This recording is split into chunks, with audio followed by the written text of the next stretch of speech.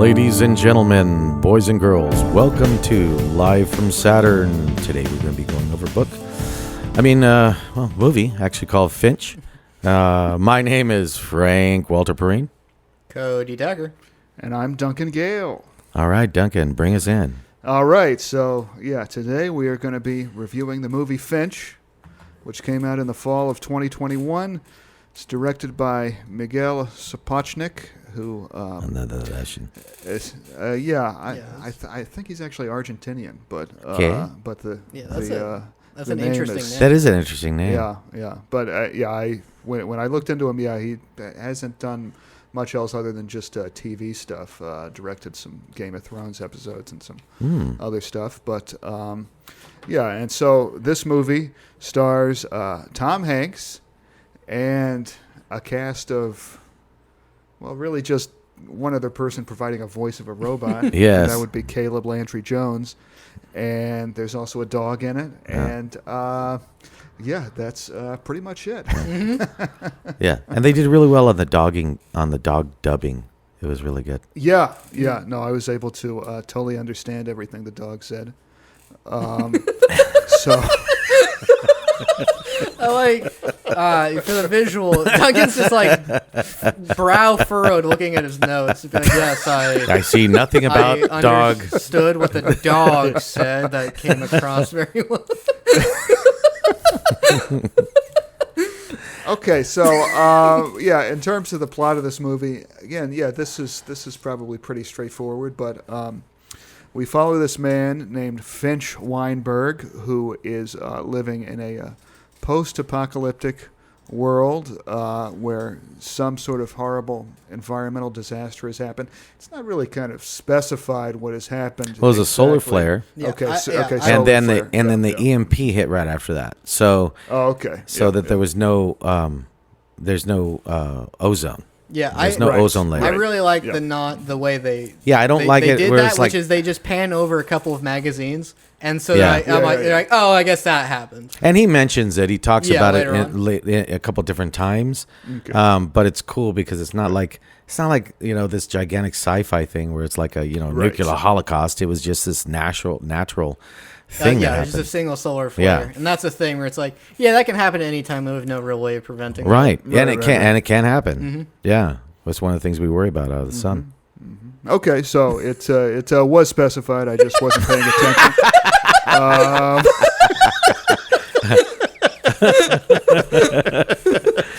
But basically, this movie is about this guy Finch who designs a robot.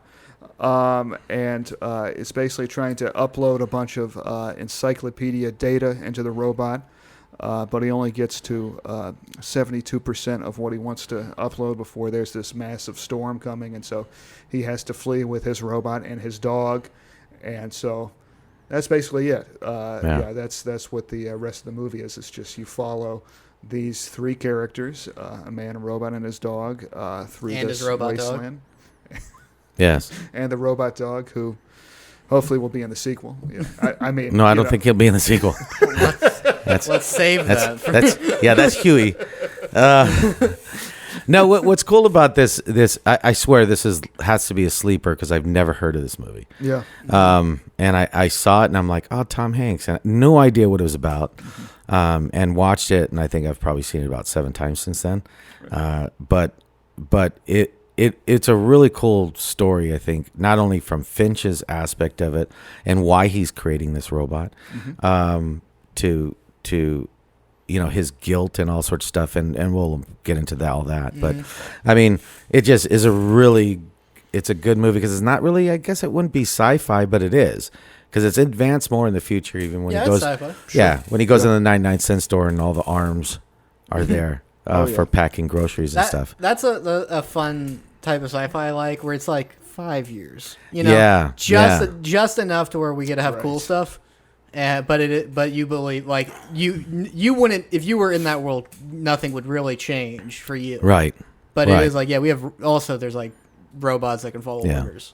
And it starts off, so there was in the movie they I think maybe just like missed that part, but there's a solar flare, and pretty much wipes out the ozone. So now, of course, weather is all tore up. Well, it explains that most of the people, some of them tried to hide, some of them tried to actually do whatever, and then we fought against each other for food, and so now we're at a point where either you died from the UV rays, right, or you've taken Silas. But we were talking about the temperatures. I think we're rating around 124 in some aspects, and so there's in the beginning there's nobody, and it's kind of crazy because through the whole movie there's kind of nobody. Well, I really like the way that was depicted too. Yeah. A really good opening for that, because I was unclear for like what the threat was, but right. But what they show you is when he hears a noise, he turns around real fast. Yeah. Oh, yeah. So it's like, okay, he's not the only one here, Right. And he's afraid of something.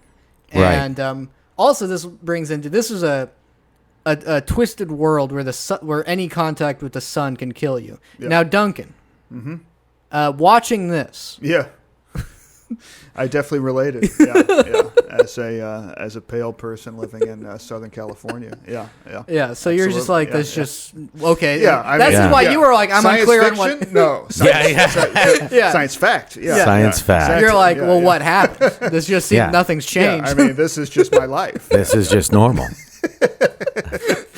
No, but yeah, I mean, there are a lot of really interesting kind of stylistic things about this movie. I mean, that are pretty striking. Like, yeah, I mean, other than one brief flashback scene, you do not see any human Correct. character in this movie other than Tom Hanks. Even when they're introduced, you don't see him, which I thought was on purpose. Yeah, yeah. It was really good done like that. You kind of see a car driving, but you don't actually. You never see anybody. Yeah, you never actually see anybody. And It's like also- Peanuts.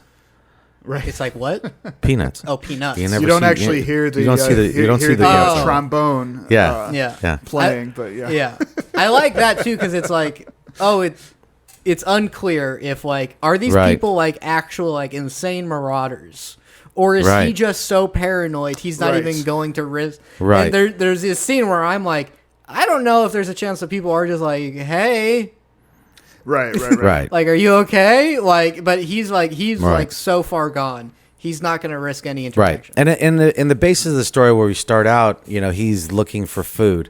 So obviously there's really nothing left. You see a lot of, and if my third time through it, I was kind of looking for any mistakes in that, and he's in the 99-cent store, and there's all this stuff behind him, but it's all like not eatable stuff. It's all, Right. chemicals and stuff. But so you see this guy, and you see that he's been doing it a long time, because he's going into every one of the businesses and marking it cleared. Yeah, a very good way of establishing that. Yeah. When he sees people that have passed away, it's not a shock. He just walks over there and, Dewey, get the bottle.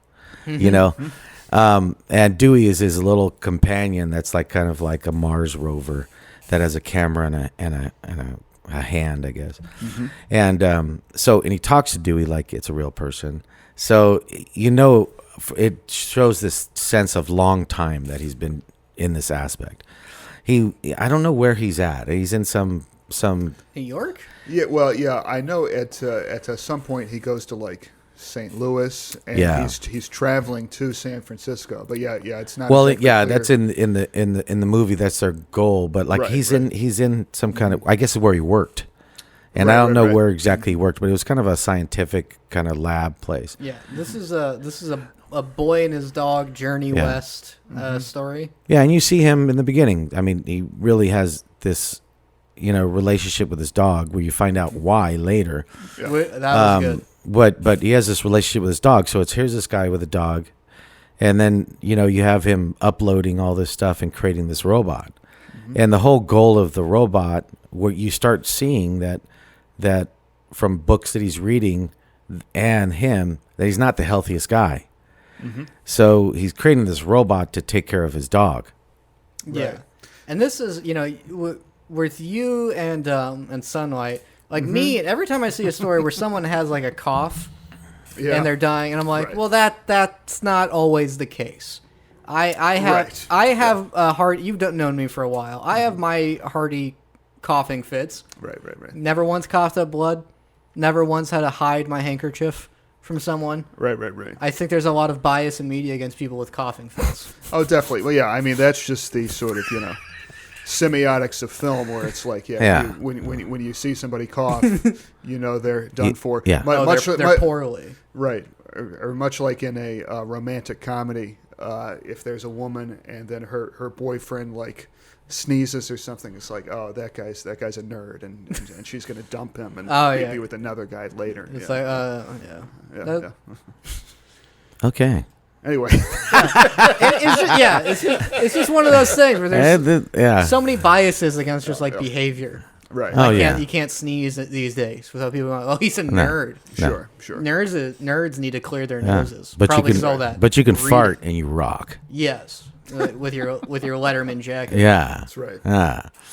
Yeah, because I had no idea what the story was. I try to go. And they don't really tell you in the beginning. Yeah. You don't really know. Your shot is him like singing a song. Yeah, like to himself, and it's Miss like American that's a good post-apocalypse song. And he's in this big dump truck, just going through he's got a big old cars and everything, the real huge ones, and he's just singing the song, going into an old 99-cent store. Now he has a suit that controls temperature and stuff, and I like how they did that because they're telling you what temperature it is and all the different things through this voice in his thing, that was kind of cool. That's the thing where it's like, they didn't have to show it. They didn't have to. Yeah. In universe, like he wouldn't have a voice say that maybe, but it is, but it is like, that was a perfect, like, he has a little thing that says like, it's getting too hot here. And I'm like, right. Well, all right, well now I know what the stakes are also. Yeah. And it's like an astronaut suit. Yeah. Which makes more sense because it's not even really clear what the issue. No. Like, oh, was it a virus? That's you don't know. You just know, and it's like even if it's just Sandy, like he's just wearing anything. Yeah. And especially, I didn't even understand the significance of him like wearing that suit to go out in the day was. You don't get that like why that was even particularly different until much later. Right. Yeah. I guess that's what I meant when I said unspecified at the beginning. Is that it's not clear how it happened. Yeah. And like the movie doesn't seem to be particularly concerned with like moralizing of like, oh, this is what could happen if that's humans do that. I mean, it's like this might have just been something that happened that was completely unanticipated. Yeah, like, but didn't you find that some Hydron collider? But didn't you find that refreshing though? Oh, yes. Sure. Yeah, that you didn't have the year 2047, nuclear whatever. I didn't, because really in the end you could take everything around him after watching it. And it has nothing to do with that. Right. It has to do with the relationship between those three. Yeah, something happened, and it's like, maybe the atmosphere could have been weakened by like what we were doing already, we did that, and it's like, oh, the atmosphere is like Swiss cheese. It's like, yeah, we did that a while ago with hairspray, I guess. Right. So it is, but it is like, a solar flare happened. That's and it's also like this is him. It's not like he knows everything either. Right. Sure. So, now I don't know what he is. He's some kind of scientist. He worked in like a big old lab. Yeah. I mean, clearly he knows enough to be able to create robots. Yeah, he can create life. Yeah. Yeah. So he's creating this robot, really to, and they go through the steps of this robot's like evolution, right? Mm-hmm. He ends up just creating a head. Just has the head there, which looks like. Bowling pin. It looks like the top of an oxygen container. Right. I'm almost positive that's what it is. It looks like the top of it, and he's hooking it up and he's downloading all the stuff. And at first, the robot can't talk, and then that was pretty cool. Right. I really like that accent that robot had too. Yeah, it was really like good. Kind of Borat, kind of like kind of like. And it's funny. He even says he goes, well, I can't do what I'm supposed to do, but this is what I'm gonna do, because he loads it. Following orders. Yeah, am I? Yeah, dude, you do a good Jeff. Yeah. But like, it's cool because there's certain things in it. Like he tries to start it, and it says, voice command can't, contact customer service, and he just laughs like, really? Right. There's no more customer service, really? Yeah. Those parts were really cool. Yeah, it was funny. It is. You know what? I never even thought that there's similarities to Castaway until right now. Oh yeah. But because it's not. He's not, and they go into like him as a person where he's not nearly as dependent on other people. So he just laughs to himself. You as the audience, you get the joke. he doesn't say like, I'll be sure to. Right. Yeah, it is like we all get the joke, and he's not like talking to himself to say it out loud. I thought that was neat. Like he's not right. And in the beginning, I think in the beginning, here's this brave guy, man. He's doing all this stuff, but when you go through the movie, how really, insecure and fragile he is. Mm-hmm. Mm-hmm. I mean, I think this whole thing was just about those characters, and the scenery, what it's about, really isn't important, to me. Because so he builds this robot, and he finds out there's a storm coming. It's gonna last like. And it's gonna last like 40 days or something, and they don't have enough food. And it's funny the little things that they do. Maybe because I've watched it 7 times, but even zooming in, even showing what he has left to eat, and he has that one can of peaches, and it's like that's gonna be a reward for something, right? I mean, those things are really cool. And then showing that you only had 40 days, they weren't gonna actually live. So. He even actually asked the robot and connects him to the weather to find out how long they were going to have. Yeah. And it's funny because the robot in the beginning, Jeff, he gets his name later, but it was really cool how they made it very robotic in the beginning because he was just learning. Probably the smoothest, most believable depiction of an AI becoming like self-aware and like a living thing that I have ever seen. Yeah. Oh yeah. And not kind of forced. It's not like one scene you see him, he is talking like this. Yeah. The next, like, hey guys, how's it going? Yeah, he's still just like, would you like to hear a joke? Yeah. Yeah. Yeah. Wow, you do. I know 2047 interesting facts about Dude, this I'm telling RV. you, this is like a really good Jeff impression. Wow. Every now and then I'm like, dude, you're nailing it. We're gonna cover Finch every episode now, so you can do Finch.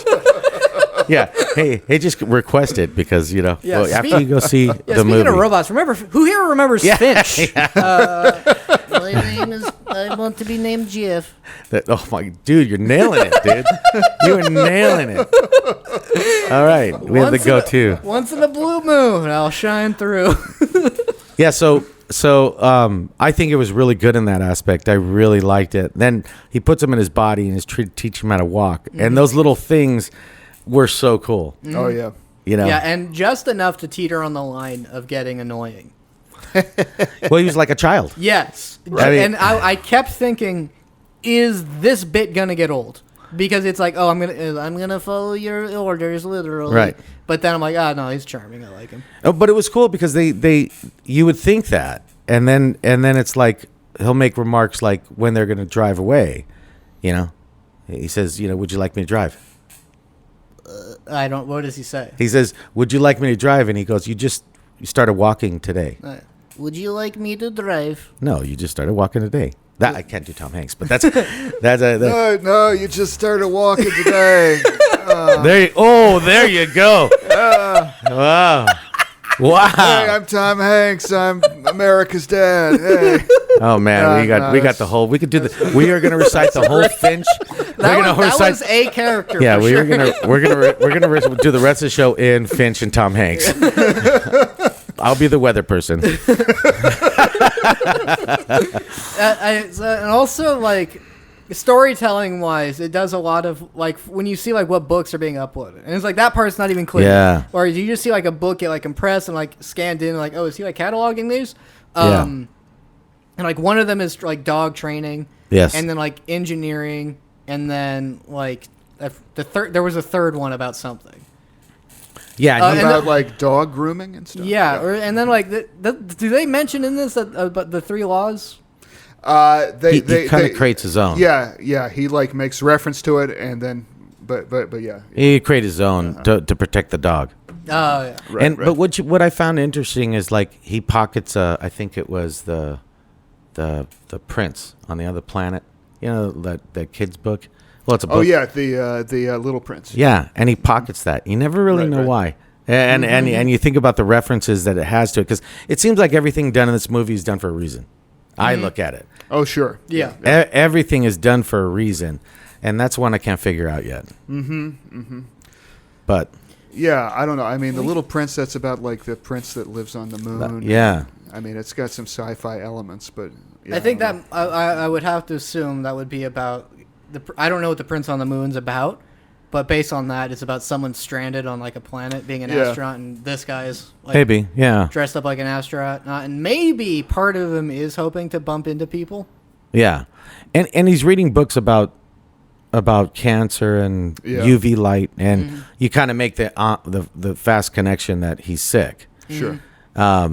You know, and which then kind of changes during the story. Then he actually tells, well, Jeff doesn't have a name right now at this point. Right. So, and he's teaching him how to walk, and I think that was a very cool little fun thing when he was walking. And then he's falling and dropping stuff, and then he's kind of shuffling faster, you know, because he's like a child. And, you know, he goes, oh, this is me walking. And then he falls, and he goes, this is me falling. And then he's like, I am okay. Yeah. I'll do it, Jeff. I'm okay. There you go. There you go. Okay. Oh, that was great, Jeff. Hey. Yes. You're getting the movie right here, loving folks. it. Loving it. Loving it. But you know, he knows that he has to build this robot fast. So, you know, he's only got 74% or something downloaded. Right. And so, of course, it's funny. That part's funny where he goes, well, we can't all be, you know, the smartest man in the world, right? Or we can't all be Einsteins. And then he throws out a quote about Einstein. Yeah. You know. Would you like to hear an interesting fact about Einstein? This is the proudest moment of my entire life. You are right freaking now. killing it. I mean, what you are killing it, and what's crazy is that no one knows where to find this movie or how to see it. No one's gonna appreciate what I'm doing. But they will if they see it. Yeah, no, this movie can be watched legally on Apple TV Plus, and as far as we know, that's the only way to watch it. All right. Yeah, the only way to watch it is the legal way. Yeah. Yes. And I have so many subscriptions to every streaming service. Well, what's cool, I really that part was just fun. And it's like, it wasn't like slapstick comedy, but it was just kind of fun. And then the whole them walking to the van like the astronauts in that older movie, All the Right Men. The Right Stuff? The Right Stuff. Armageddon? Yeah. No, The Right Stuff. It's an older movie. Yeah. And one of their biggest scenes that they've used in everything, Pulp Fiction, all over the place. They'll use this scene all the time, is when they're walking to something, and they're all walking in slow motion. Oh. I mean, that was taken from that movie. Yeah, that was in the Simpsons episode where Homer becomes the astronaut, too. Yeah. So, I mean, I like that whole thing because they had to leave. Even when they get in the Winnebago, he's done it all up, put giant tires on it. And, of course, Jeff is telling him, you know, that it's a Winnebago, and he's telling him all these things about it, you know, and you see him start to grow, even being concerned that he has a bolt that's rolling around his head. That was really, and that was also such a classic. If you've ever done mechanical work, sometimes bolts just go away, and you're like, it's gonna keep working. Yeah, right. So and he's like, Finch, I have a wire hanging out of my. He's like, leave it alone. There is something in the back of my head. God. I'm definitely gonna wear out this. Oh my! No, you won't wear it out, dude. You won't wear it out. No, Jeff, you're doing great, Jeff. Yeah, hey, that is great. That is great. Let's do Bosom Buddies, a reboot to get out of Jeff. Was that Jack? That was exact. A good dog. That was down. That was a good dog. That's done. That was a good dog. So you know, I mean, that part. It's weird because, like, when you watch it, like I said, you see the whole evolve of, you know, like Jeff now wants to have a name at this point. And they get through a hurricane and all that stuff, and they go out on their first trip. We got to talk about that. So they go to the movie theater. So he's trying to teach the robot the 5 steps. Of scavenging, and you know, he tells them, you know, the atmosphere is like Swiss cheese, so you can't stay around. And it was great because the robot's looking up at the sky, and he's like, "What are you doing?" I am looking for the cheese. But you said it was like Swiss cheese up there. Oh my goodness, dude! The only freaking impression I can do is a movie no one will. They're gonna watch it after they're gonna watch it after this. That's right. Yeah. Yes. Please. They're gonna go, oh my gosh! I've never wanted anyone to watch a movie more. And then it's great. It's great because they're gonna be watching it, going like this. Oh, he nailed it. Yes. Then Absolutely. You'll appreciate. Nailed it. Then you'll be getting texts and stuff. Hey, do Jeff. Yes. Dude, Jeff. And my name is Jeff. Like the other. That's movie. great. Yeah. So this also pulled off the only time someone went like, my name should be this. Oh, never mind. Like Marvel loves doing that, and I hate it every single time. Yeah. But in this one, they're like, oh, that's what we'll call you, or the Tom Hanks guy being like, okay, yeah. What are we gonna call you, Jeff? No, he wouldn't say that. No, he wouldn't say. No, I didn't say that. Well, in the movie, kind of how it happens is they have this flat tire, so the robot lifts up the car to change it. So he's asking him. He goes, "Well, how about I have a name?" And Tom Hanks goes, and this is where he's evolving. Mm-hmm. So he says to Tom Hanks goes, "Well, what about Jack?" And he's all, "Jack is a tool's name." Jack is a tool's name. Yeah, so that was a great whole thing. And he's all, "Okay, well, just think of a name." He's all, "I want you to call me Henry Shakespeare." I want to be called William Shakespeare. Right. And it was a really good exchange. He's like, "No, that's already taken. No, that's too long." And then he wants to be called another name, and he goes, "No, that's a dog's name." Oh, yeah, Rover. Rover. Rover, yeah. So finally, it's funny because you see him, like I said, like thinking. They have he's like a nice interaction. Yeah. Where he's always constantly bordering on like, man, can you be nicer to the robot that you gave life to? Well, they showed that in that part. Mm-hmm. So he picks up a tool, gives it to him, he says no. But then Huey comes and hands him scissors and he takes them without saying anything.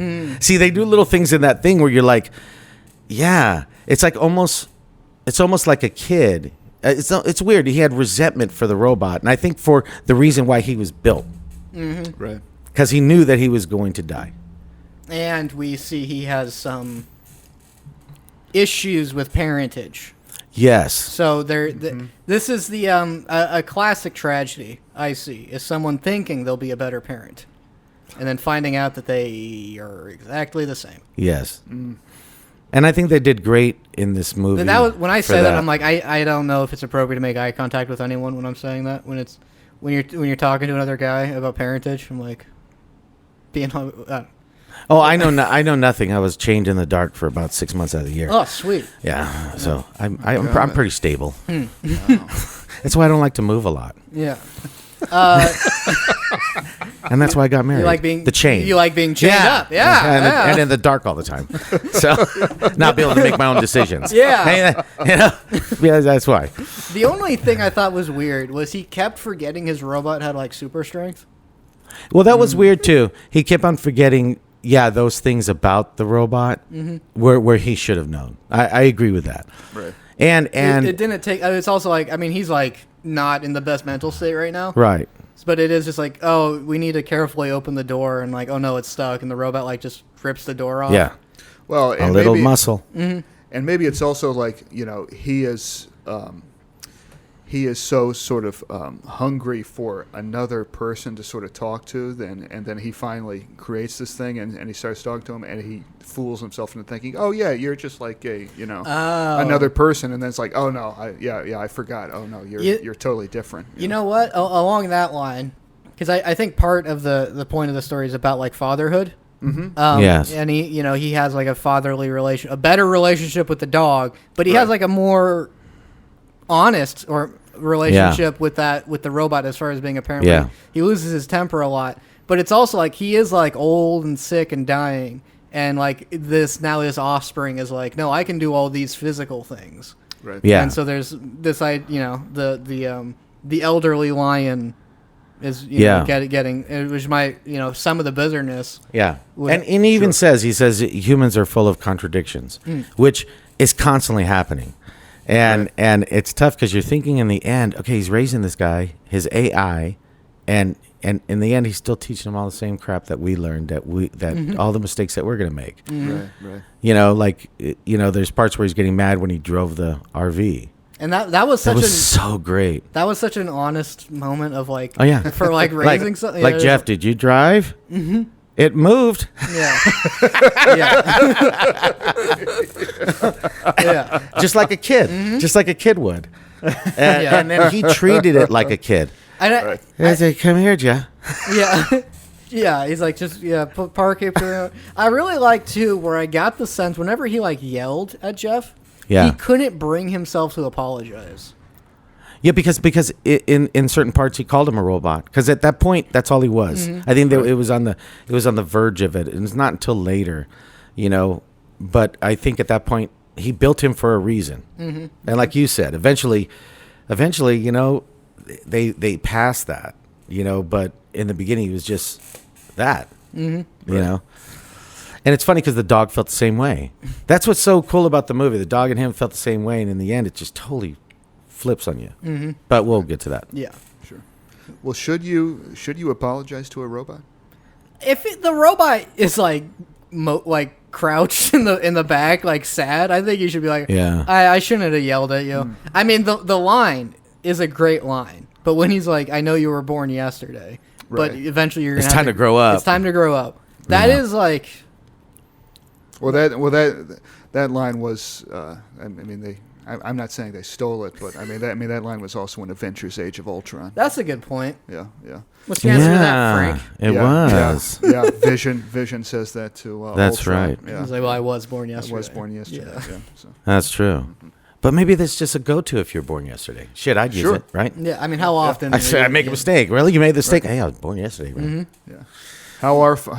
How often do you have the complete articulate power of speech, but can also say that? Yeah, that's true. And twice. Yeah. Twice. Yeah. The vision. Okay. And the Yeah. Asked and answered. Good. Yeah. So check that one off. Now, like he ends up telling the robot that he's dying because he's stopping to he's sick and he's coughing up blood and all that stuff. So he's sick, and he even tells the robot the only reason you're here is for the dog. Yeah, the only reason you were created. Yeah, you're a robot. The only reason why you're here. Yep. Yeah, is that. Yeah, you really feel for Jeff, and you do. You do, dude. Because I'm like, why can't he just be a little cooler? Mm-hmm. And there is a heartbreaking moment when they at the hospital scene. That might be past our. I think that's past our spoiler. We'll get into that. That was real. I was like, that's so. And that is just a classic when you see a kid having fun. Yeah, and then it's crushed by the parent. Brutal. Oh yeah. That was when Jeff was actually showing initiative, which was one of the order. Yeah, and it's just. But we'll get there. We'll get there. We'll get there. Yeah. Yeah, so as of right now, we're just, seeing the evolution of Jeff because he picks a name. And it's funny because it shows the humanity that he's starting to have. When he picks the name Jeff and he goes, and it's not a dog's name. Mm-hmm. Right. And he leans in. He leans in to hey, it's not a dog's name. I think when you start seeing stuff like that is just was blowing me away. Mm-hmm. Mm-hmm. And because it all felt completely real. Natural. It felt natural. Oh, yeah. It felt natural. Yeah, so many times it is just like a flip gets switched, and it's the robot going, am I alive? Yeah. What is life, doth? Yeah. When he's even telling him to tell stories. And, you didn't start with Once Upon a Time. And that's another what I assume would be like raising a kid when it's like, this is story time now. And right. Like, and he leans all in. Yeah. He's excited. I mean, it was really cool. Oh, yeah. That is interesting because that's a sort of commonality between robots and children is that they're very sort of rule oriented. It's like, they learn a rule and then it's like, oh, well, you didn't follow that rule. And so. Yeah. So much of growing up is being like, but you told me this, like, yes, but not in this situation. Right. But no. Yeah.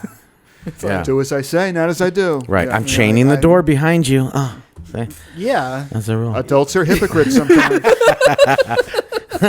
Hard one lesson. Yeah. Yeah. You have no real, authority in your life until you. By the time I stop drinking this bottle, I'm gonna talk differently.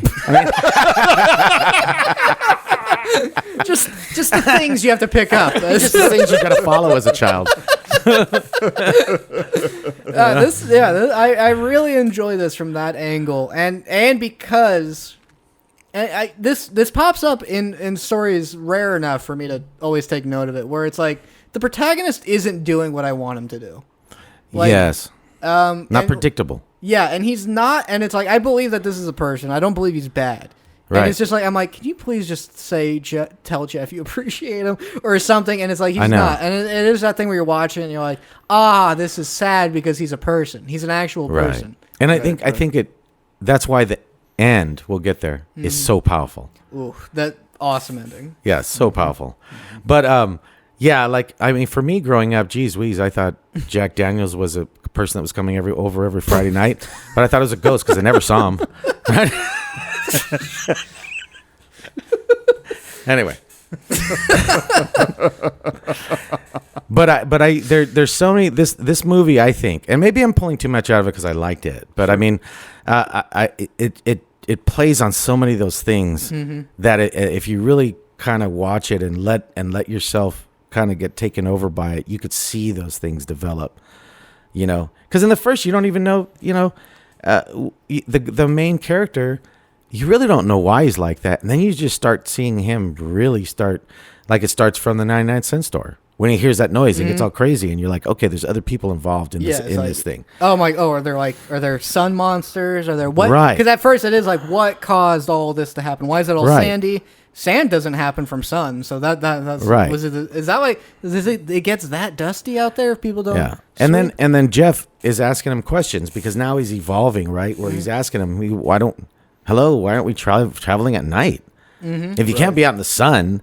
And the things like Swiss cheese, why aren't we traveling at night? So he's even starting to make those connections in his mind on logical things. And then it starts to come out. Well, no, because there's people. And that was the really interesting and they're reveal. Unpredictable. That's what he said. I could predict the sun. I could predict this. I could predict that. But I can't predict people. And you find out he's an antisocial person. It's why he didn't. Normally. Yeah, he didn't need a robot for companionship.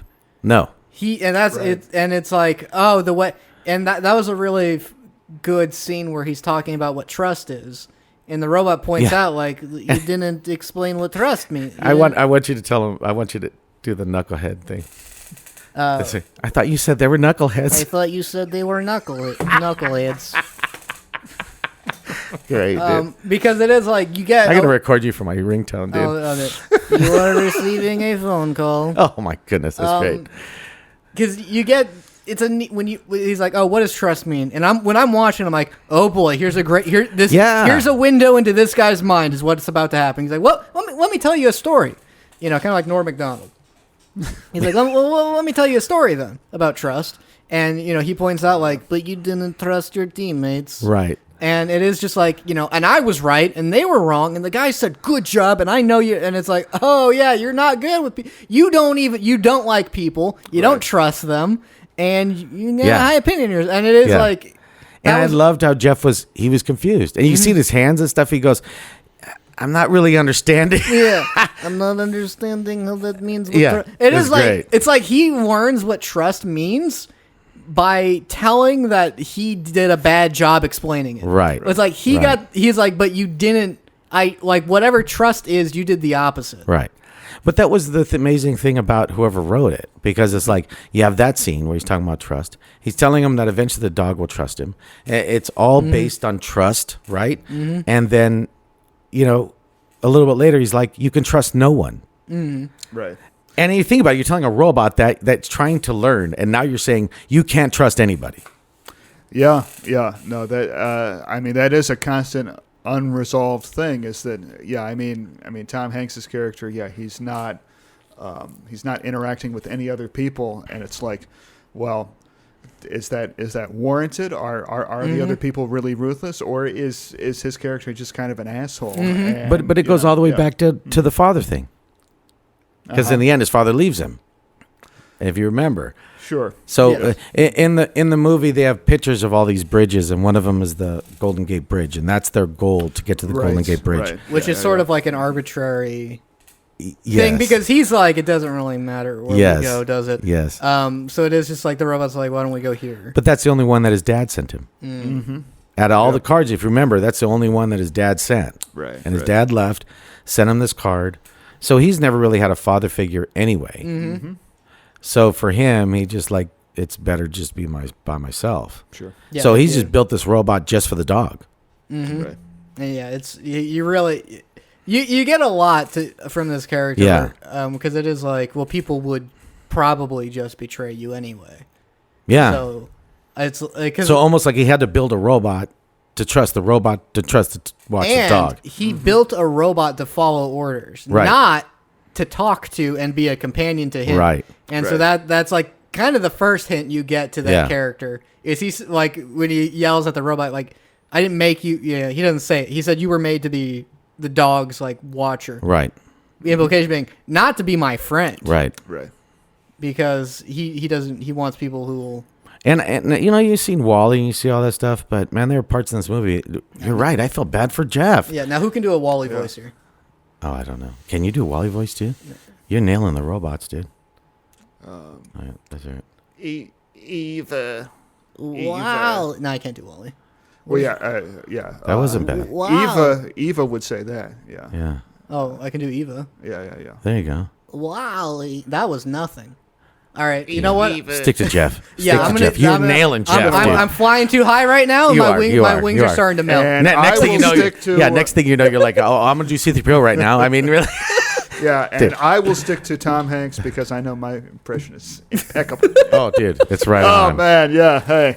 So I mean, I know that and me, I'm kind of I just really love this movie, so that's why I'm kind of just really. I would be remiss if I didn't bring up A Boy and His Dog.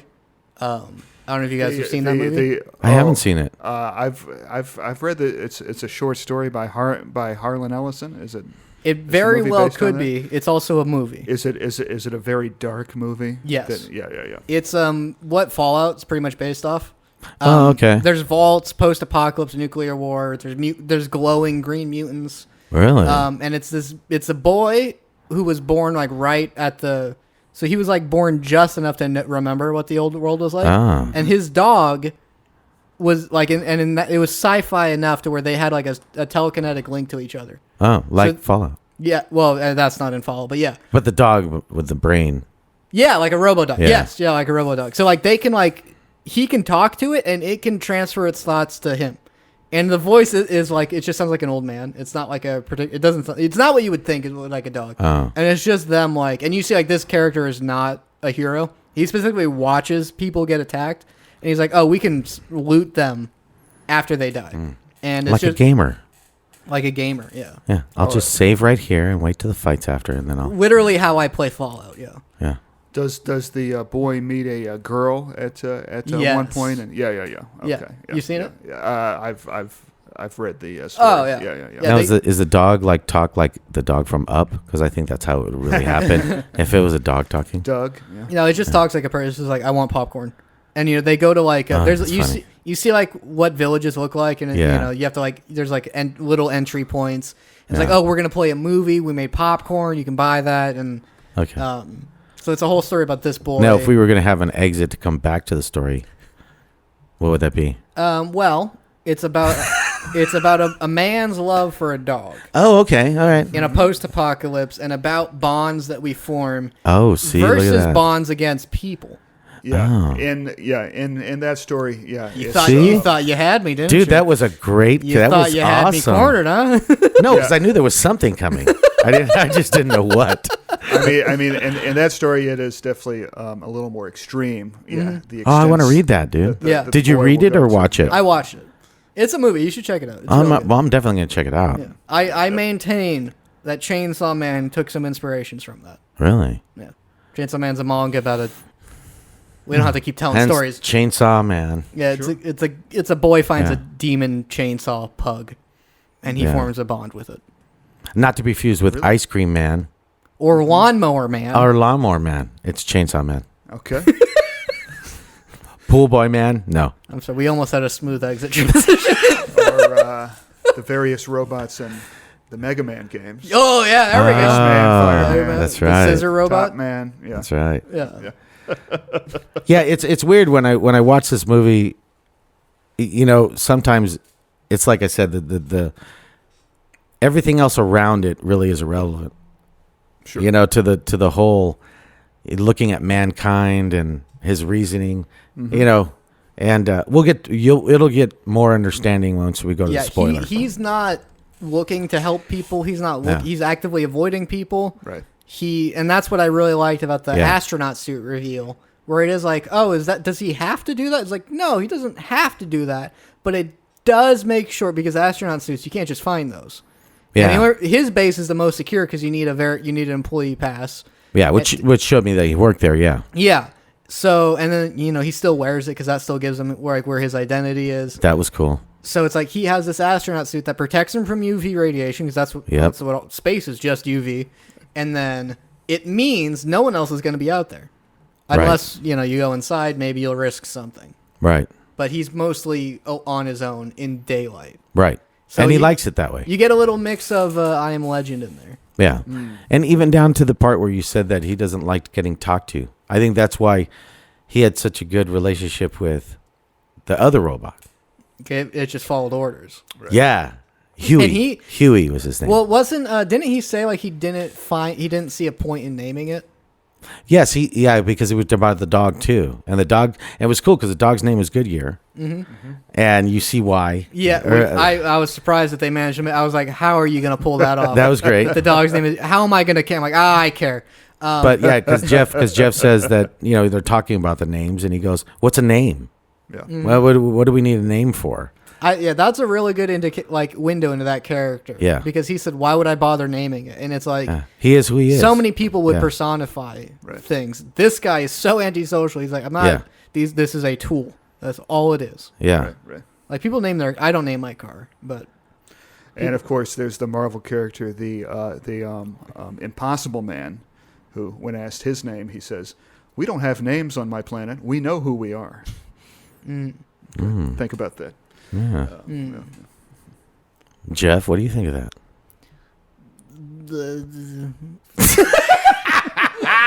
I'm not an improver. You gotta. Dude, Jeff, you were right there, man. You had a great thing right there. I'm starting. My wings are melting, man. You gotta. No, they shouldn't melt. You got this nailed, dude. You're gonna bring us to the spoiler point. Jeff is. I was just gonna say my name's Jeff again. And I'm like, think about the spoiler move in, because it's gonna be Jeff. Okay. All right. Yeah. Okay. I'll do the spoiler this time. All right. So overall, I think, like I said, in the beginning of the movie, I think it's really good. It builds up to a lot of it. I would highly recommend, and that's just me, I might be wrong, but I think I watched it twice. Yeah. And it was just, I got some stuff out of it from the second time that I didn't even get in the first time. Yeah. I won't tell you to watch it 7 times, but I love the way that they wrote Tom Hanks' character. Like you said, he's very complex. You think that you know him in the beginning. You think okay, here's a scientist guy. He's this, but really he's just in this kind of shell that he created. He's a really insecure dude that wants those relationships, doesn't know he wants it. Have put all these walls around him. Don't point at me when you say that. Oh, I did point at you. Wow. Oh, I did. I'm sorry, dude. I totally pointed at him like I was accusing him, dude. Sorry. Somebody just walled himself off. Sorry. Wow, that was Freudian. Anyway. No, it wasn't. It wasn't Freudian. You didn't mean it. That's right. I didn't mean it. That was another no. When he just said that was Freudian, that was Freudian. That's a double Freudian there. No, but I think I think the complex characters and then the whole robot, which is his own. It's his own person. Yeah. I mean, by the end, you're like, wow, you totally buy it. Yeah. Easily my top 3 favorite robot characters. Behind BT from Titanfall 2. Wow, BT. You trying to think of a... No, I'm like trying to think of who BT is. It sounds like, I don't know, it sounds like a pimp. There's BT. Yeah, you know what? That's probably, this is a pimp. What's your pimp's name? My pimp's name is BT. Yeah, BT, yeah. BT's going to come down here and kick you. That's a good voice. There's a game called Titanfall where you like mechs are... It's loosely anime-esque where you have to form like a neuro link with it, but it's already self-aware. But when you form that link, you guys start like melding together. Wait, comic or movie? Video game. But it's similar to those things. And what is it called? BT? Titanfall. Dude, don't they have a movie? There's the movie Titan AE, but is that because there's this one that me and Marco like watching where they're fighting stuff in outer space and they're in suits, mech suits, but the mech suits have their own intelligence too, and he ends up crashing on this like water planet, and he kind of went through time. It's kind of weird. Well, well, I want to know what that is. And they fight these giant squids and stuff. Dude, it's a great movie. Wow. Great movie. I'll get the name for you. Yeah, figure out the name and we'll put that in the description because I want to watch that. It's really cool. All right, yeah. Yeah, it's really good. But in the Titanfall one, like you guys, you weren't like it learns to give you a thumbs up, but it already like it's not that it doesn't get like sarcasm or jokes. It's just that it's forming this unique bond with you. Got you. And so that's my favorite rope. You like know, Pacific Rim. And yeah, and yes, the Neuralink works The like Neuralink. that. And one of the things in that is like it learns like the thing to say is trust me. Gotcha. Whenever it has a plan, it goes trust me, and then whenever you're like I have a plan, you say like trust me on that, and you guys like eventually you don't have to say, and it's a really good thing. And in this one also about trust. So AI and trust. Mm-hmm. Wow. Yeah. Because what is the logic in trust? Well, yeah. I mean, I guess trusting something unconditionally. There is. I mean, there can't be any logic in that. Right? It has to be indifference, right? Yeah. Because I mean, even if you think about it, really, do you really trust somebody? The only way you could trust somebody is just being indifferent and just being going, I don't care. I got to walk away from it. There's no there's no trust. Because I was thinking like, how would I try to explain trust to a robot? I don't know if you guys like had that. I did. So all right, did you have an idea? Well. Because we'll each go around, and then we'll go into spoiler territory, and we'll finish up this conversation. Sure. Okay. Because my thing is like, if you're going to explain logic to what trust was to a robot, you would start with like a law of physics. So it's like when I throw a ball in the air, I trust that it's going to. Oh, that's a good way to think about it. It's going to fall down because every time I throw it up, it will come down, and it's established a pattern in me. So like if you meet someone with these behaviors, you will learn to trust that they'll do this because you know that they will. And then that's really good. You would start with like a law of the universe and just break down and just go into like when you know that they'll do what they will do, you trust that they'll do it. If they break that trust, you now have to have a different like formula in your head for their behaviors because trust is a recognition of someone's patterns. Well, I think I could pass on mine. Mine was you roll up this burrito and you could try. No, I'm kidding. You son of a No.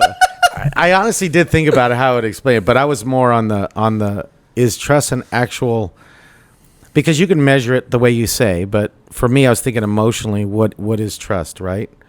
And trust has to be the absence of consequence, in my opinion. Because you could for me to say something to you and for me to trust you, right? And what am I doing but letting go of all the thoughts that how you're going to F it up? You know what I mean? How you're going to ruin that trust.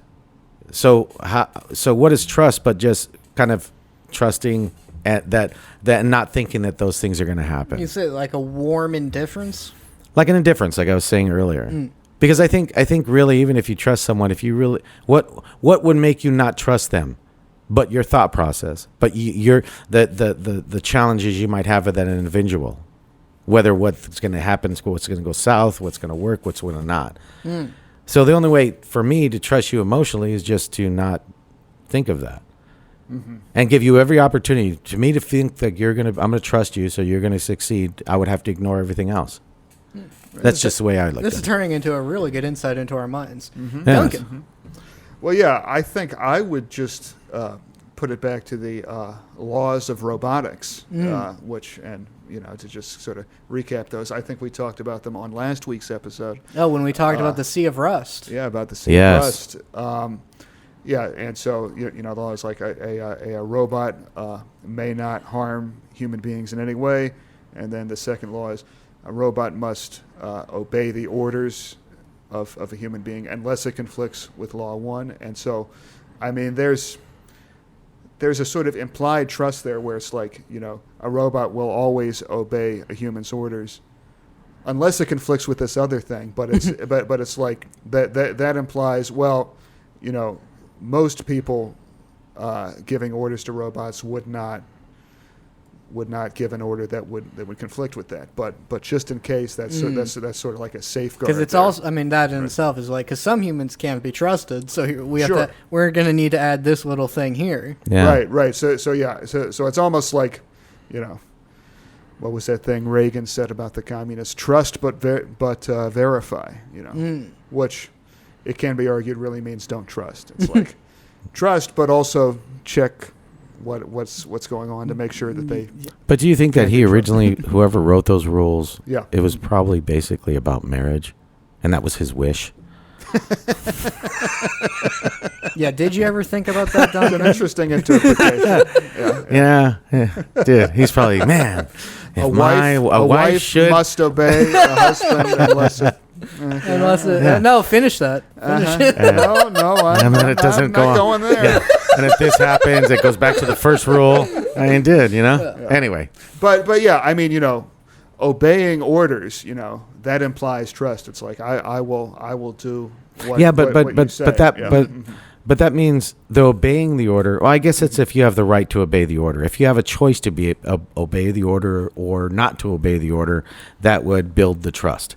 Because you have you have to have a way for you to go south or the other way, Right. for trust to work. Because if it's built into me just to answer the order, then it's not trust because I'm just built that way. And and that's another thing is that if you're saying that like trust necessarily involves free will, Yeah. well then does it even make sense to talk about that with robots, which presumably would not have free will? Oh, that's true. In this scenario. Yeah, well, that's true. That kind of goes. I was about to say Yeah. that made me think that the thing is, like, he trusts Jeff. He gets angry with him when he betrayed, but he doesn't view him as being a concern until that RV incident. Correct. Because until then, he's like, do this. You're Yes. going to do this. We're gonna go. Stay here. Like, And he he trusts says, him. he even says, you're built to obey orders. So for that time, he trusts him. Yes. And then eventually he starts getting. But is it built on trust or what we were just talking about? Or it was built on or that's the viewing order. it as It's not trust. a You're servant. supposed to achieve an order. So there's no way for you to make a wrong choice because you should be just it's not trusting if you have to do it. Like, you don't trust the train's going to go forward. Right. It's like it right. literally because it can't go anywhere. Yeah. Yeah.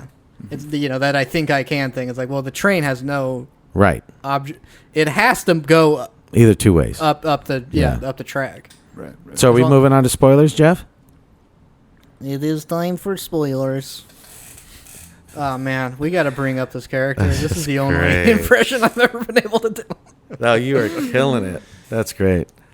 So, okay, so we're now at the point where we really start emotionally going all sorts of different ways in this movie. Because now, I was about to say I forgot the main character's name, and then I remembered it's the name of the movie. Yeah. So Finch is getting noticeably sicker. I was Right. surprised by how sick he got. Well, I think he was sick the whole time because if you remember when they're in the room and the dog's there and the fan's there, all the books he's reading is on cancer and melanoma and UV rays. So he already knows he's sick. He just doesn't. And I think he even knows kind of how much time he has. Right. Yeah, because that even part when he's sick and he asked Jeff. Jeff Like, said, how "Can I long? help him?" And he's all, "Yeah, get a doctor." And he's just laughing like, "Go get a doctor." Which results in Jeff Correct. making what I thought was a reasonable decision. Right. You didn't tell him. And it was a heartbreaking thing. It was a heartbreaking thing. This was the scene where I'm like, okay, I'm now rooting for Jeff. Yeah. I'm not so much rooting for the guy here. So now we're at a point where Jeff and Finch is sick, and it's totally. They wake up and he's totally sick, so he's laying in bed. So Jeff decides, well, let's do it. I'm going to drive. Let's go. Mm-hmm. And they start driving, and they drive into a city, and he sees a hospital, so he stops at this hospital.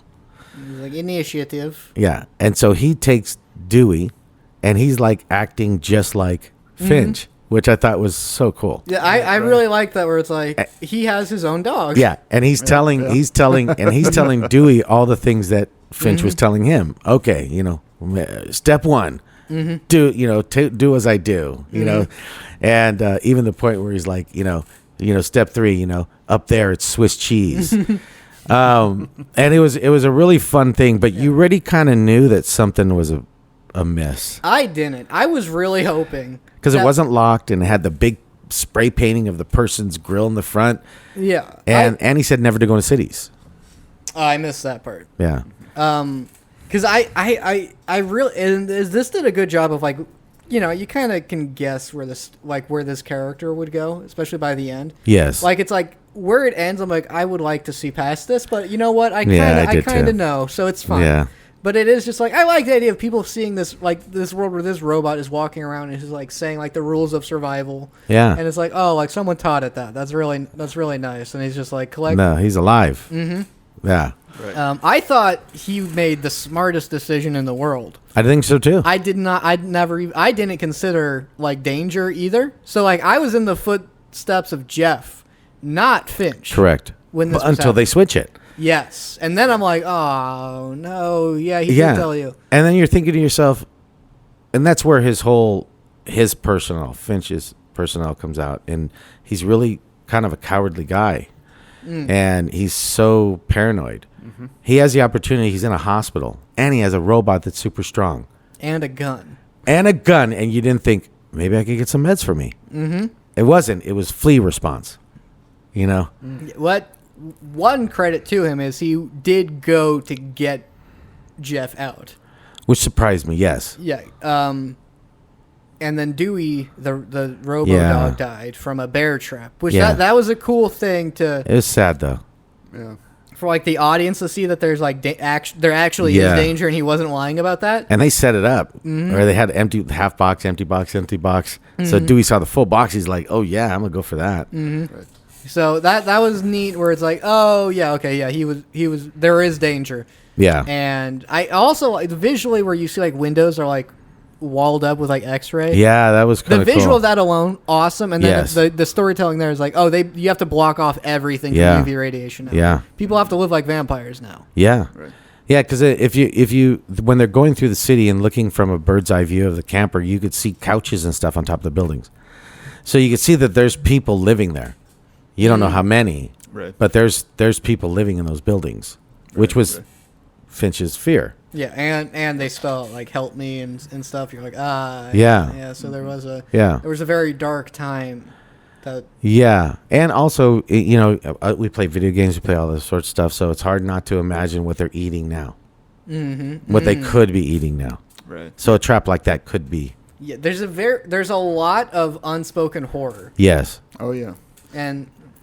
Well, yeah, and I mean, the robot just, didn't know any better, and I mean, and that goes back to like the laws of robotics. Is I mean, the original ones, which is like, a robot shouldn't harm a human, but a robot should also follow humans' orders, and it's like if Finch told the robot go get a doctor, even just jokingly, and the robot thinks that he's trying to help him, but the robot doesn't realize that his action is going to further endanger Finch. And so at a certain point it's like, well, whose responsibility is that? Is it Finch's responsibility to program the robot with perfect knowledge so that the robot would always know the correct thing to do? Or, I mean, is he justified in getting angry at the robot for endangering him? Yeah, I think that was one of the most beautiful things about this movie. Now I'm saying beautiful, geez Louise. But one of the coolest things about this movie is they were constantly button those things together. Right. Pushing that envelope in a realistic way. Yeah. Not in a fake way, but a realistic way. With, Finch talking about trust. And then he's at a point you trust nobody. I mean, imagine if you're telling an AI that.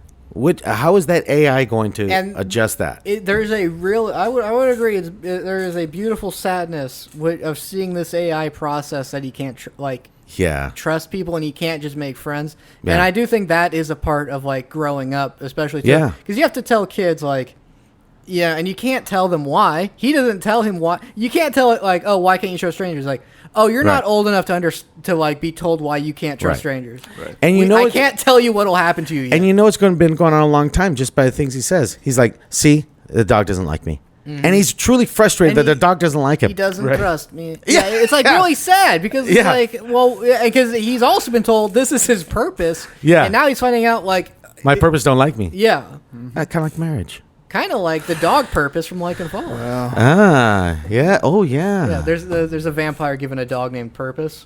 That's right. There's a scene where he's like someone gave it to him, and he's like, I don't want this dog. I don't want you, Purpose. I don't want any and he's like, oh, okay, I see what they did. Yeah. It's funny. I was like, I'm sick of having Purpose in my. Oh, I see. Okay. Yeah. So Finch is really sick. He ends up gowning up in a suit and goes in and rescues him. Brings a little finds gun. That Dewey is gone, And it's tough. That part was tough because you could hear him clicking. And you're like, oh, man. And I was like, oh, is there like a little part that you can bring with him? Yeah, and I thought, man, can't you take the brain and fix him or something? Yeah. But I don't think he was thinking that. He was thinking of then going to find Jeff. And it's sad because Jeff finds this locker full of meds and food, and it's like purpose, and he finds this, and he finds this jacket, and he puts on the jacket. I thought that was a kind of cool human moment. He sees Finch, and he's like, look at what I did. Like, I don't know. He's like, and he's like, you idiot, you don't know what you've done. Yeah, but then he talks like I said, back to him. I think because he doesn't feel like Jeff is a person, he's able to say some of the things he says. And then it's like the part where he's all, well, where's Dewey? He goes, Dewey's gone. And he was one of us. One of us, and you killed him. That's what you're saying. Because of your action. Yeah. And then what was it? When he got into the car, he got his gun. That was the first time we saw the gun. Yeah. And he says, no rule. One new rule. He said, we're not doing that again. We're not stopping again. It's funny as a human. He's always kind of it seems like he's creating new rules as they go, and that are contradicting his original rules to the robot. Which, as a metaphor for growing up as a child, pretty accurate. Where it's like, oh yeah, I learned all your rules and I'm following them. Well, I'm changing the rules. Yes. And I didn't really think about the child aspect to it, but you're right. In so much of the movie, they're doing that. Well, yeah, because moving the goalpost. Early on, I mean, the robot keeps following Finch around and repeating him and doing everything, and he's like, well, yeah, you told me to do as you do. Yeah, and he never told him to stop. And so and he tells him it's a what does he tell him? Because that's when he's following him and he's copying him. He goes, stop copying me. Well, you told me to do everything you said. No, sorry. Stop saying sorry. Right. I'm stopping. Yeah. And he goes, and he says it's a metaphor, and then he's telling Dewey the same thing. The Swiss cheese. It's a metaphor. Yeah. Those were great parts, man. Yeah, there's a big thing. Yeah, I mean, there's the question of can robots understand metaphor? Yeah. I don't know. Yeah. I think they might have to hear it meta 5 times. God damn it, Frank, you dumb. Can robots understand dad jokes? That's the new test of sentience, is understanding I mean, that's how you understand dad jokes. It's apparent. Oh, my God. I didn't think you'd be able to do more. You did. Beautiful. There is a scene of him, looking in a mirror and, taking Oh, my gosh, yeah. That was real. And I was hearing this discussion where... the idea of recognizing your reflection being a sign of intelligence doesn't work because a lot of animals don't rely on their eyesight. That's true. So for cats, they're mostly smell, especially dogs too are mostly smell. Yeah. So it's a reflection doesn't have a smell, right? So they can't register. So there's so many things that have to be But I think almost impossible for a But system. would it be? But I think a human being would be different because we're not based on smell, so our visual would be really important to see our reflection. Yeah. So for us, the test works. Right. I think little babies, little dumb little babies can't tell a reflection. Little dumb little babies. But as they get older, they can. Yeah, little dumb little babies. They can't see nothing. Don't even have object permanence yet. Yeah. Really? Please. Yeah. Peekaboo. Yeah, please, it was there the whole time. Yeah. Freaking dumb. Dumb baby. Dumb baby. Jeez. But yeah, you get a nice little moment, and that's the thing with how the story is told in this. Yeah. You don't get he doesn't say oh, you recognize, you don't, no one, he doesn't comment on it. No. But you just get a little moment where he looks at his reflection, you see him processing information, and they move on. It's oh, he had a real moment with there. And doesn't that make it feel like it's like a gift just to you? Oh, that's an interesting way of... Because the director, they don't go into explaining it. Mm-hmm. And so it leaves this little gift. This is what I'm going to give you right now. And you could go with however you want to go. Yeah, because I was going oh, did he think he looked like That's what I thought Finch? too. And it's oh, he just is now seeing that this looks like a robot. Yeah. Because they're that's the thing they say happens with some pets where it's like parrots and birds think that like when if you raise a bird, it thinks that like it's a big bird or a small bird. Yeah, it thinks it looks like you. Yeah, right. And so they don't pets don't understand that like humans are even different if they're like domesticated enough. But the thing is about Jeff is he knows that he was built. He knows he's a robot. You know, so that part was pretty cool because he knows what he's supposed to be there for. You know, but he's growing. You know, and I didn't even think about that. It's a good movie. Yeah, we get a pretty tense chase. We with do. Like someone in a Mustang, and I'm unclear on how gas works, but I'm like, that's not a plot hole. That's just like, oh, they didn't tell me that part. Yeah. And if it happened so fast as it happened, I mean, obviously he's getting gas, so they're probably pumping gas. There's probably gas there that, you know, most people die. Yeah, if everyone's dead. Yeah. Maybe things are solar powered by now entirely. Yeah. And this is what, like, when I'm watching this chase, and I'm like, I'm half expecting them to get caught, and those people saying like, hey, are you guys okay? Like, I was expecting that. Right. Because, you know, you see him like clutching onto a gun. It's like, he looks insane. Right. And they're being chased, and it's like, are they being chased? I mean, the people are maintaining a healthy distance. Well, they're in an RV being chased by a Mustang. I think they should have been able to catch up to him pretty easily. But that's another, I think, psychological way the director did it. Because, I mean, the car was dark. Right. It automatically created this menace. Yeah. You know, not a good one. Because even, I love it when he says to Jeff, we're being followed. He's like, by who? Right. And he's like, I don't know, but I want to find out. Yeah. You know? And it's like, oh, like everything's tinted, but it's also like, well, everything has to be like UV proof. Yeah. And that does result in like this dehumanizing thing. That makes sense because it's like we can't. And it's pretty scary seeing all like the X-rays covering everything, and yeah, that's a really cool. I really like that visual of like just bones and skull X-rays like reflecting light to like. Yeah, that was pretty crazy. But here's another example of humanity getting in the way. So Finch is all scared, tells him to go off the road and underneath an on-ramp. And he's telling him to go underneath the bridge. And Jeff's like, no. And he's trying to explain to him, no, I can't. Because he knows that it's too high, what the bridge is. He's already calculated that they're not going to fit. Yeah. And he's like, no, just go. Yeah, and this is neat because Finch has been giving him a lot of for the mistakes he makes. That's the point. Yeah. And you know, any mistake can kill us. That's who would tell Jeff. And then, so they drive it under. It gets stuck. Jeff gets out and pushes it. You know. And Finch is like, it's over. Yeah. Finch is like, yeah, it's done. And then Finch is like, oh my gosh, what kind of mistake I made. Which there shows humanity and the whole.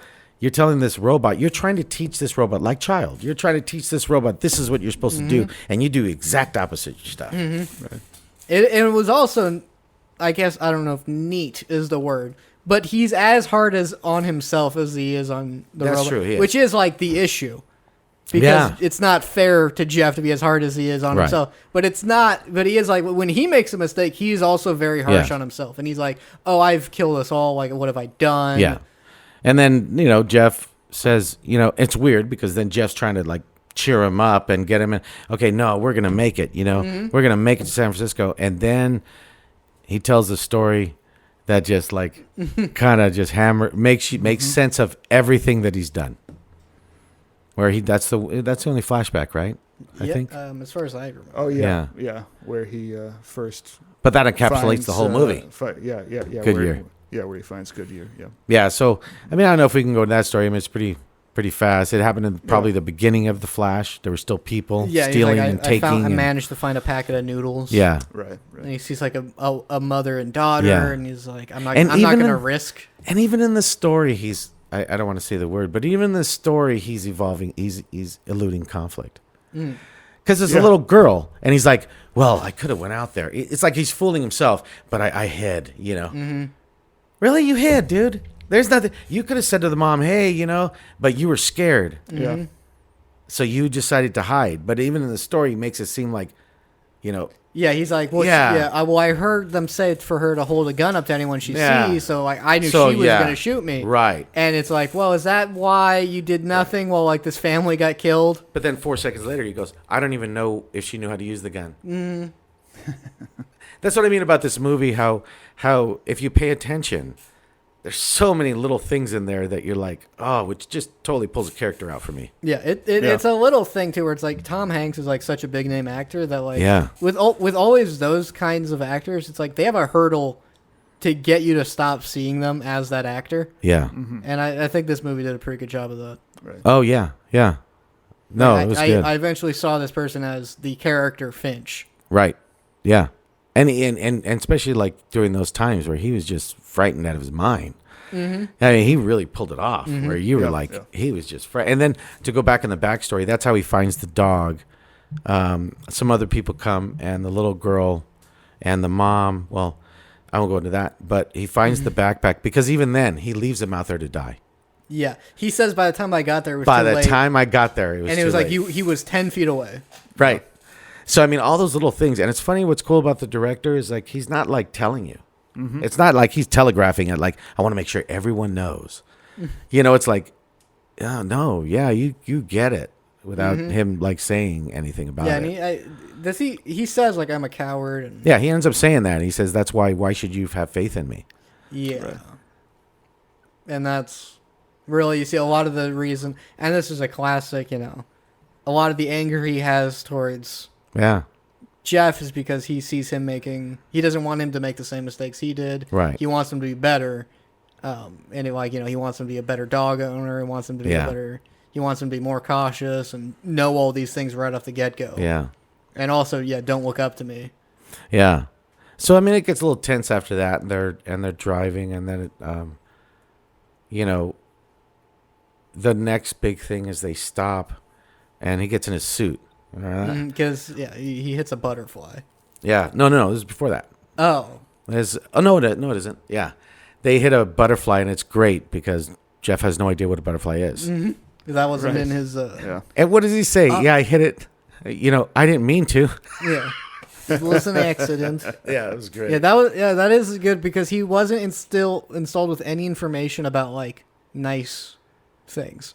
It was like utilitarian information he has, so like he still gets to discover the beauty of the world. Yeah, and that's what's cool because the whole part with Finch and him, and they're talking all the time, and he's talking about all the bridges and the postcards he has, and that's the finally time where he goes, hey, that one postcard with the Golden State Bridge is signed Dad. Mm-hmm. And it was so great because the robot was like, I got you. What's up? Yeah, because he says and he's like leaning in, like you're gonna tell me something now. Yeah, you told me it was your uncle. Yeah, and he's like, because he says like, oh, nothing gets by you, and he says, no, it doesn't. And like, it's the first time you see not the first time, but you see him take pride. In himself. Right. Yeah, that's what I mean by the time the movie ends, that whole character is taken on. It's human to you. Mm-hmm. Mm-hmm. And they stumbled into a pocket of the world where like it's not Swiss cheese. Right. So and they don't know how it's happening, but there's Yeah.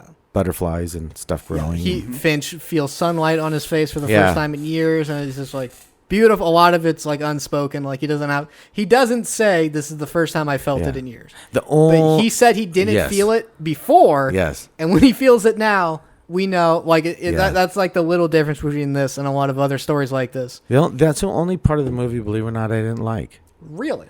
Yeah, because the first thing I thought of was the other movie he was in. Castaway? No, the guy that Captain did everything Phillips? in the suit. The guy that did everything in the suit. I can't believe I forgot that name. Venom? No.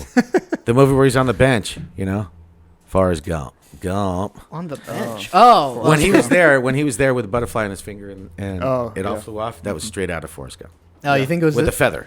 Yeah, and he has the feather. You feather. Remember that part? Gump, and you see the feather go away, and you see his perspective. That's the only thing that I was like, oh man, you guys didn't have to do that. It was cool, but that's the only part, But it's even cool with the bridge where, it's human nature, right, to embellish, to do that. So he's, telling Finch, well, you could tell me every bolt in the bridge, but until you're standing there, feeling that wind and hearing this and hearing that, and then that part where he gets kind of pissed off, and he goes, but you've never been on the Golden State. Right, and you could see, you could hear the, really, dude?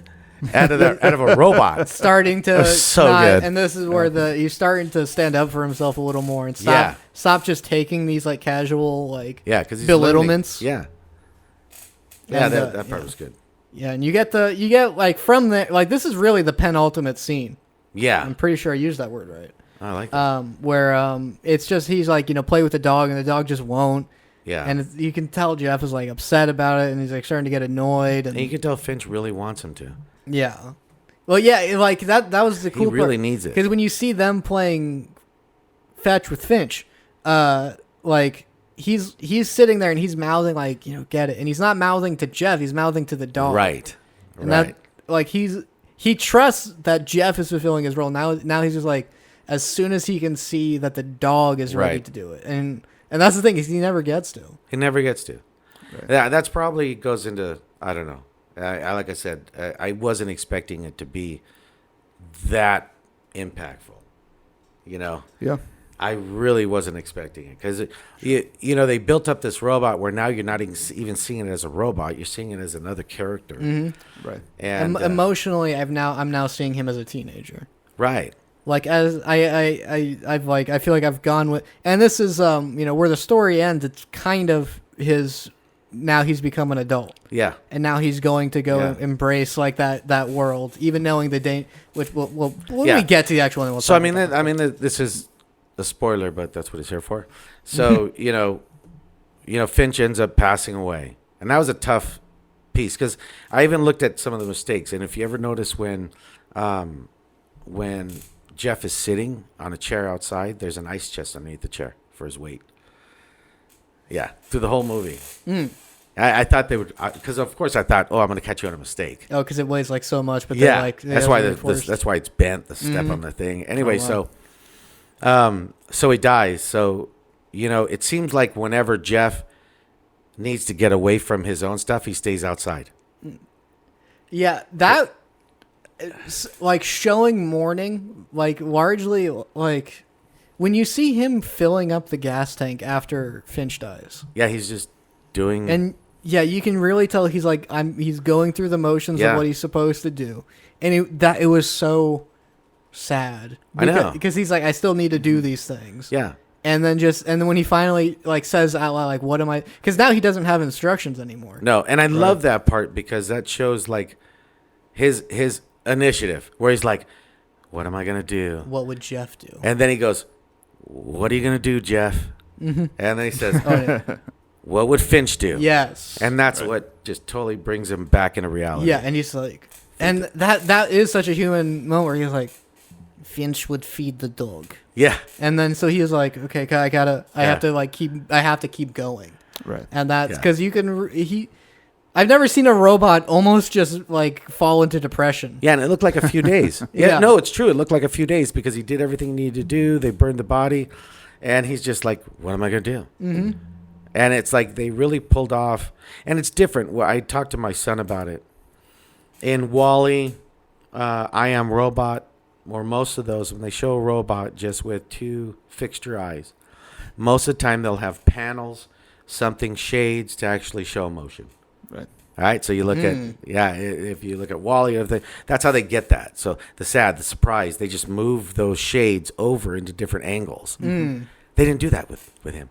No, we get. But it still pulled off so much emotion. Yeah, every now and then you'll see his eyes like focus, but that's clearly like a vision thing, right? Mm-hmm. So all you get is like a little like body motion. Well, they did it with the head. That was mostly what they did. But I mean, man, they pulled it off so well. Yeah. And going back to even when Finch dies, I mean, that's such a powerful moment when he tells him that he dreamt. Yeah. And he goes, Finch, I know we're going to be there because I saw it last night that we were all standing on the Golden Gate Bridge, and he was like, oh wow, Jeff. Mm-hmm. If I could only see you in 5 to 6 years. Yeah, and that's such a because he like you see him like have because they had good times. It wasn't a complete. Oh yeah. Like he showed him what popcorn was. You can tell fun. He's having fun doing it. And that's like one of the rules is to like live a little. That's live a little. And and then he's been like hostile and bitter towards him, and now he's just like that's awesome. Like a parent. Yeah, and it does, and it's kind of like he takes in what Jeff actually is. Yeah. And it's like it's a shame. It's like I won't be able to see the man you're going to become, basically. Yeah. Right. And then even when he hugged him, oh my gosh, that was so sad. Yeah. When he just puts his head into his shoulder, Yeah. and he goes, no, you did everything. Like, dude, you're the one that you're good. That was cool. Mm-hmm. And then, the ending is they make it to the bridge. Yeah, they end up, the further they drive, and that was a cool thing too. The further they drive, the more that you saw the relationship with the dog, and the dog finally accepts. When I think the dog would have anyway. And this fricker's feeding him, dude. Dogs will love it. They will love it. Absolutely. Yeah. But it was cool to see that, because part of Finch's whole grief was into that dog. Now, his forgiveness, his letting that little girl die, letting the mom die, all of that was in that dog. Well, yeah, I mean, that's that seems to be kind of, to me, what this movie is about. Is it's like when society gets to this level, it's like, why even continue living anymore? It's like, what meaning do you have in your life anymore? And it turns out that for Tom Hanks's character, the only meaning he has left is to create something to take care of the one other life that he still has. Yeah. Yeah. But the redemption between him was great too. Because creating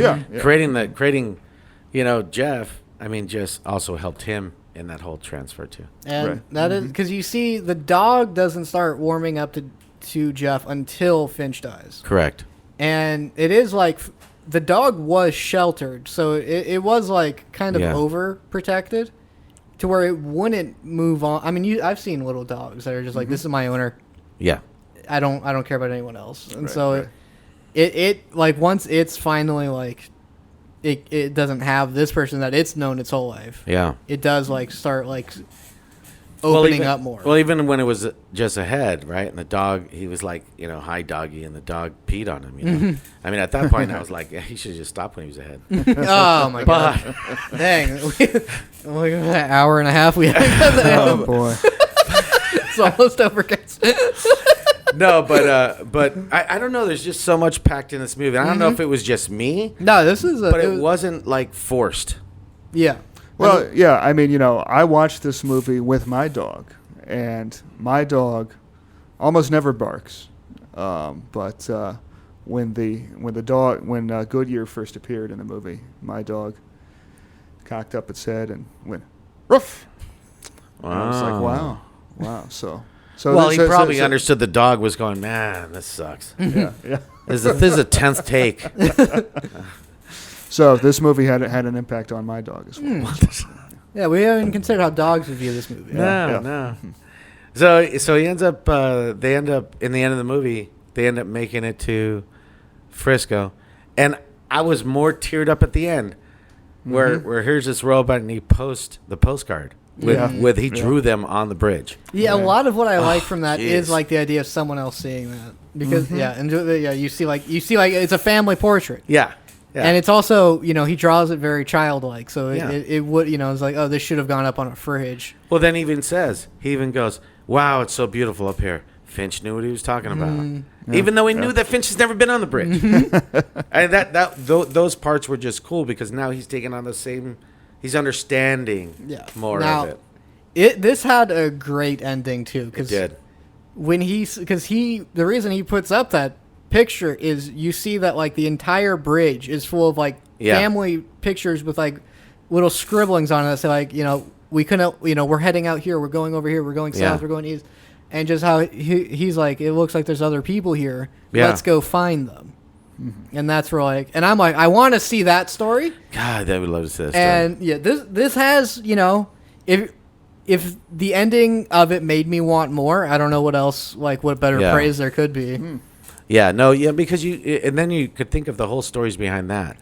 No one's seen a robot like that, and all of a sudden this robot comes out that's a thinking robot. They're going to think it's a regular robot, right? And what's up with that? And let's take him and use him as a slave or who knows what. He has a big, bulky like parka on with a dog that he walks, and he says so people are gonna see this dog who like with this robot that's like saying like here's how to survive, and like his story's like, oh yeah, my father was like a nuclear physicist and he taught me to survive, but then like now I'm trying now it's like he has nothing else. All he has to do is take care of this dog, right? But he wants to meet people. Yes. Finch never did. Finch never was like, oh, maybe I was wrong. I never even noticed that. Yeah, you're right. So that is like Finch never like changed to. He didn't have like this big moment where he's like, I was wrong. And he said never trust people. Yeah, he maintained that. Right. But Jeff goes like, I still want to meet people, and so like he's his own person. He loved Finch. He took his lessons to heart, but he still wants to go do these things. Kind of. It's funny. I wonder. I would love to see if there's any interviews on this movie, because now that you're thinking about it, it is so much the parent-child relationship.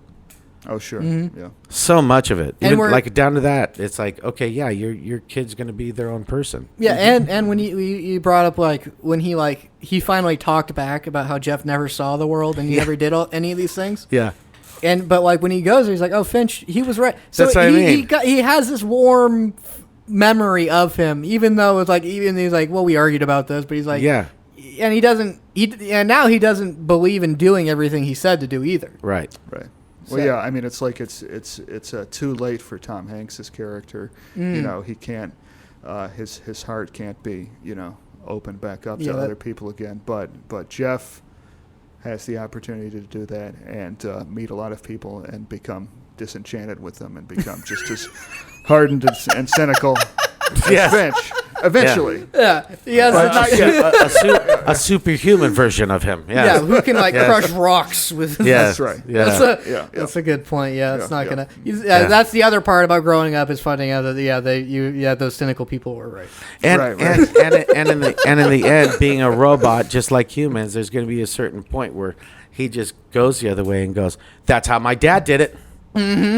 That's how I'm going to do it." Like you can do a lot of I had a whole story in my head where you can see where the story is going to go. Yeah. Because what if he finds survivors who need help, and it's like, well, yeah, he's like a super strong robot with all this knowledge that people are probably going to need. Yeah. And so it is like, well, and they're going to ask him, why do we do this? And he's going to say, do what I said to do. Because also that's how he was raised to talk. That's how he understands people talk. Or you can go the Fast and Furious way, where he goes to the town, right? Oh, it sounds like a movie right there. Finch, part 2. Anyway, Jeff. Yeah, the Fast and the Jeff Furious, part 6. Yeah. Where he goes into the town. He's a smart robot and everything like that, but the people don't give a shit because they have their own big smart robot. And then this huge robot comes out, but he's kind of a dumb robot, right? And it follows rules more strictly. Yeah, so they have this big battle royale, dude, right there, The dog is now like a German Shepherd. The dog gets paralyzed, right? So the other dog steps on the other dog. So he runs off, right? So Jeff ends up just ripping out his internal neck organs. All the juice flies all over the place. So now all these people are chasing after him. He finds the dog, right? And then finds himself hurt too. And he finds himself in a little shed. So he builds this thing for the dog's legs so he can roll on like a little chariot, right? Oh, and he fixes his arm, but how he replaces it, it with his giant backhoe that's there, right? So now he has this giant backhoe with blades, and he goes back to the town, right? The town now has replaced that giant robot, right? Yeah. They fixed it and all that stuff. Now it has rocket launchers and crap like that. No. Yeah. So he, now he's in this giant battle royale with the other robot, and here comes, the chariot dog, right? Here comes Goodyear, right? Mm-hmm. And you see it in slow motion. You go by, and the tires in the back say Goodyear, right? But because his name is Goodyear, so he gets tires. Okay. Yeah, and then going right by, he realizes remote control. He has this giant Stinger missile on the back of his chariot. Yeah. That launches right into the servo section of the robot. That was the only place unconnected, unprotected. Right, and so he dies. I could do this all day. I think what you've described, I mean, that sequel would be completely in the same spirit as this movie. I mean, another heartwarming journey. Yeah. I think so. It's about growing up. It is. It's the next phase. It's the teenage, it's a 21 to 27 marketplace. That's what's happening. Sure. Anyway. He becomes goth for a while. He does. Yeah, like Conan the Destroyer, but he's a robot. So in the end, in the end, you can see him in the end. In the movie, he saved the town. There's Goodyear sitting right there. He's on the throne of old cars with all these chicks around him like that. Oh, there's a girl, like girl robots? All these girls. Like, no, regular like girls. Human, dude. Regular human girls. I mean, why girls. not? We're cutting edge. So he just have all these girls in front of him, and that's how the movie ends. You just back off, and there's he's Jeff. like sitting on his throne, like lounging. There's and Jeff, it's like his empire. Yeah. What's up now? I'm the only robot. What's up now? Yeah. Okay. So And that's a possible. That's one route it can go down. And then Jeff and the Furious part. Jeff and the Furious. Jeff and the Furious is a good name. I like that. Dude. Yeah. When all else fails, Jeff is on point. Yeah, you could totally do a whole movie on that. All right, well, folks. Anyway, be on the lookout for Finch 2, Jeff and the Furious. Jeff and the Furious. Wow. Anyway, we'll definitely watch that movie. This movie is just, I think, and I don't. I mean, I watch a lot of movies, but this movie I watched like 7 times. There were so many things that I was getting out of it that I just loved how the directors and everyone did, and I just can't believe that no one's heard of it. Yeah, this like watching this, I was like, wow, there is no way I would have ever watched this if you didn't recommend it, and I'm glad you did. Yeah, I mean, there's only one way that a movie starring Tom Hanks can come out and nobody hear of it, and that is, it is on Apple TV Plus. Well, maybe that's why. Yeah, I didn't know they were doing their own streaming service. Yeah. Well, he got paid for it. That's all that matters. Yeah, they're like, we can hire you, and I guess we'll have one guy do a robot voice. Now, my friend has a dog. We can do something with that. And me, I would highly recommend it. The only thing is, I would tell people is it's not your typical movie where it's like end of the world, action packed. I mean, I can't say there's slow parts, but I can't say it's all like, Mm-hmm. It's just a good movie. It definitely takes its time, but the revelations are revealed as they should be. Yeah. Mm-hmm. And if you don't shed a little tear, man, you're a robot, dude. In the end. Yeah. There's no way. I don't see how. Now I'm gonna go ahead and recommend 2 movies based off this. One is A Boy and His Dog, which has I gotta see that. Which has more mature content. I'm sure it does. It's very dark. Yeah. Very like they don't make stories like that anymore. Yeah. And I'll also recommend Love and Monsters. I don't know if either of you have a. It is post an apocalypse. Yeah. And there are giant mutated monsters all around, and it's this guy who like leaves a vault to go find someone. And he meets a dog that's been like genetically modified to be really smart, and it's just journey from point A to point B. Oh, that's cool. And you learn about this sci-fi world where like it's like what happened to it. Honestly, I would say like they explain what happened with like drawings in the beginning. I'm like, I would have rather they cut that out because it's really cool to. I prefer like slowly learning about things like naturally instead of like here's a doodle of like the origin of this story. It's not like people are gonna walk out. Because they don't know what's going on. I don't get. Yeah, I mean, there's people that are definitely like, "What's going on?" It's like the movie hasn't gone to that part yet. Yeah. Those people that just have to. They're like, "Oh, you're under the impression I went forward in time and saw this, and then I came back and." I thought this was Harry Met Sally. Harry Met Sally 2. You're under the impression I wrote this movie and I wanted to watch on opening night. Well, that's cool. All right, those 2. All right. Now, all right. Any. So in the end, I think for me, I would probably give it. And I don't do it often. This is mainly probably just me. But I would give it 10 out of 10. Wow. Good years. Okay, yeah. I will give it... what's a thing? That's a helicopter. What? No, hold on. What's a thing Jeff would say? Oh, what would he say? Very nice. Something. No, that's Borat. What would? You did it good right there. I did it. Okay. Do you have anything? I got nothing. I'll say the voice when we end the episode, but that's all I got. Okay. Well. Yeah, I think I'd give it about 7 out of 10. Rusty parts. Okay. Yeah. What did they call? Do they eat anything? They eat dog food? Oh yeah. By the way, Jeff has a can opener in his chest, which he doesn't know until the end. Yeah, and it's like, because he. Okay, we almost missed that part because that's really cool because he's like, what do I do now? Yeah. And where's the heart? Okay. And he's like, don't forget your purpose. Oh my gosh, I didn't even think of that. And it's also like when he bumps into people who are gonna need help. if you don't have a can opener, it's like it's gonna be really hard for you. So he's like in it. It is like this thing of like, oh yeah, by the way, your dad thought of everything. He instilled. Right. He instilled oh one my right in your heart. gosh, I didn't even think of that. I forgot about that moment. Oh my goodness. And then all right, I'll give it 8 out of 10 things. Like some sort of. All right. Well, Jeff. Well, Jeff, why don't you take us out, Jeff? That's the end of the episode. Oh, that was great. Okay. All right. A little longer than usual. That was fun, though.